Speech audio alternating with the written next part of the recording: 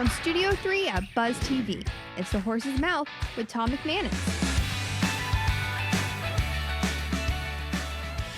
Hi, welcome into another episode of The Horse's Mouth here on Buzz TV. Back at my bar, of course, back at Tommy Mac's, and brought to you by my good friends at Carpet Man Flooring, home of the LVP. Got a great panel for you today. Let's meet the gents as they're bellied up to my bar. Joseph Laudon is back. Hey, Joe, how are you, my friend? I'm good. Happy to be back. Welcome back. What's the latest, man? What you been up to? Things have been busy, but good. I say blessed to be busy. Absolutely. Better than being bored. Yes, that's right. Remind our audience about what you're doing with your consulting firm. Joseph Laudon Consulting, we help companies with digital transformation. Okay. I'm actually a solutions architect. I come in with a team and implement software.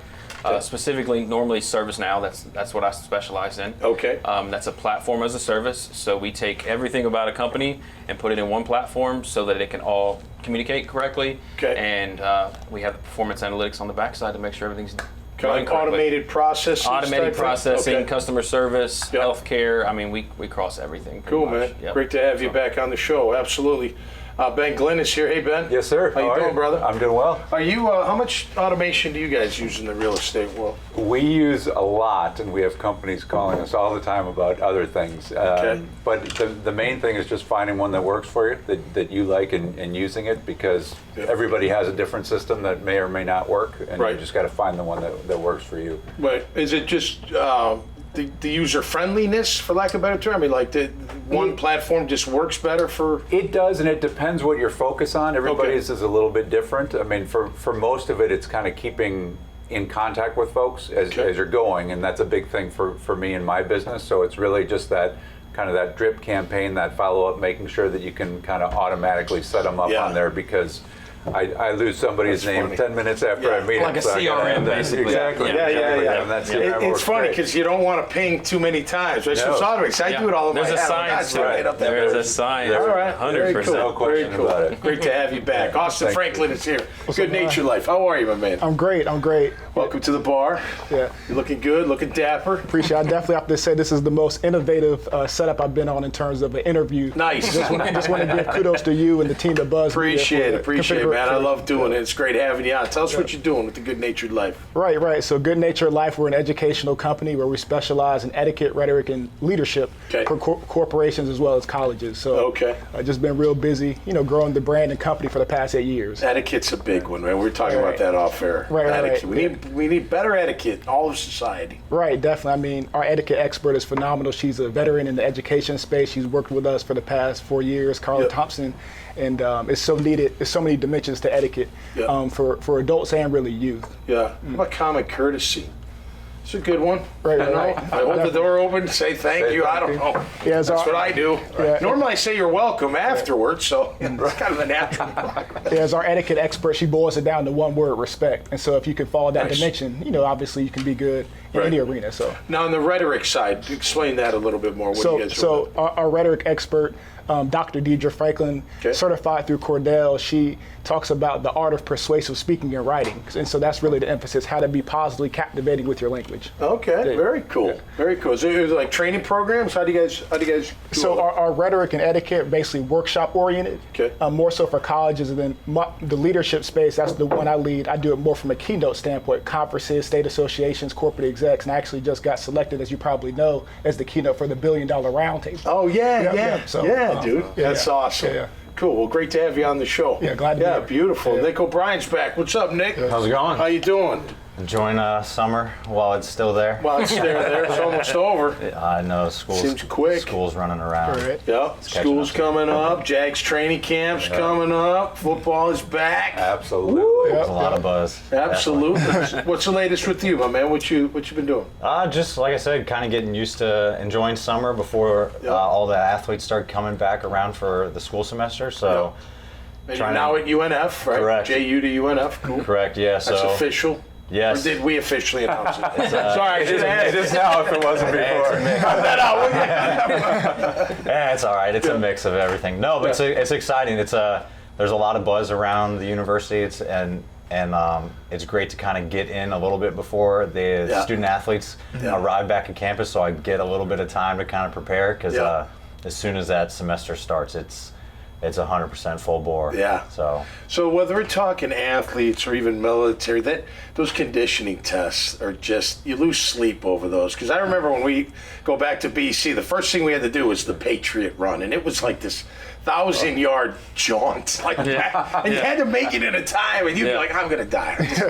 I've been running all summer, it still doesn't matter. Yeah. Those things that keep you up at night. Do you guys have similar, tests right away when they get back, see what kind of shape they're in? Yeah, each team has it a little bit differently. We're kind of evaluate what each coach wants to do, and then talk with like our athletic trainers to see about what's the healthy transition for them. But a lot of our major bodies, like the CSCCA, which is the College Strength Conditioning Coach Association, and the NSCA, National Strength Conditioning Coach Association, which are the two accredited ones for college strength coaches, they have kind of set out like transition guidelines because mostly football camp return for fall athletes is where you see a lot of those heat stroke. And then unfortunately some of the deaths that have occurred, or like rhabdo for some of the athletes, especially fall semester athletes, because if you're a smaller university or you're not a Power 5, you're bringing athletes back, and some of them preseason starts before school even starts. You're trying to get them back as quick as possible. So there needs to be a little ramp up to it in a healthy way. So the conditioning test is for each of them is trying to really keep cognizant of that stuff. Because health and player safety is number one. No, you're right, and that's the change, right? They give us salt tablets and tell us to go die out in the heat. But you're right. What about automation? I was just thinking while you were talking, like another string with the panel here, like, so you can overtrain. Like I was an overtrain. I know I was. I always felt like I had to train, but you needed like a set schedule. Like, no, this is what you're gonna do on this day at this time, and what you're gonna eat, what you're gonna like. Is there a lot of automation in today's? Yeah, we try to make it that, but we try to give a little autonomy to the athletes too, because especially when they're gone over the semester, they have things that are happening. But when it comes to season, we try to plan stuff out so we know when like the volume and intensity is important. But technology is kind of big in coaching nowadays. So like AI and some of the automation that we can use from either GPS systems or different load monitoring softwares or heart rate, that's kind of really starting to get to the forefront again for player safety, but managing how much work is happening. So even if you're not overtraining, some athletes are undertraining. So you got to find that sweet spot. Find the balance for that, and make sure they're healthy and safe. Right. Definitely. No doubt about it. We're talking a lot about leadership as we wrap up. Let's real quick, in a couple words, what's key to great leadership? Joe, you go first.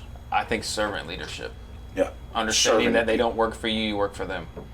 I like it. And that comes from the military, very much.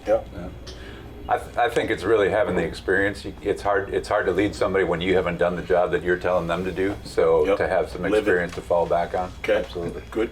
Always teach my audiences how to be difference maker leaders. And that really boils down to not just caring about the bottom line, but also your employees' lives and those in which you serve. Getting to know them. I tell you, Dick Vermeil once told me, the great coach, he's like, you got to let them know you care. If you let them know you care, they'll do anything. Right. That's great. How about you, Nick? You get the last one, bud. I'd probably say humility. I think humbleness. I think that's a big thing too, especially if you want to bring on new things, and if you're talking military, you're talking coaching or anything, you're in kind of that lead position, so you're responsible for everybody else, but you have to know that you're not the person that knows everything.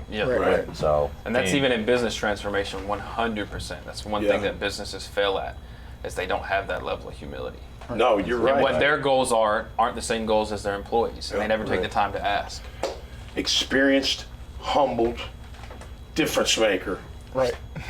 Servant. That's the key. See, we figured it all out. Beautiful thing. Cheers to that, guys. All right, we'll wrap it up with that one, okay? Take care. That'll do it. All the best. Thanks for being here. A great show once again. Make sure you check out these guys' great profiles. Check out this conversation. See so many more at iwantabuzz.com. Until next time, stay safe and be cool out there. We'll see you right here on The Horse's Mouth. Cheers.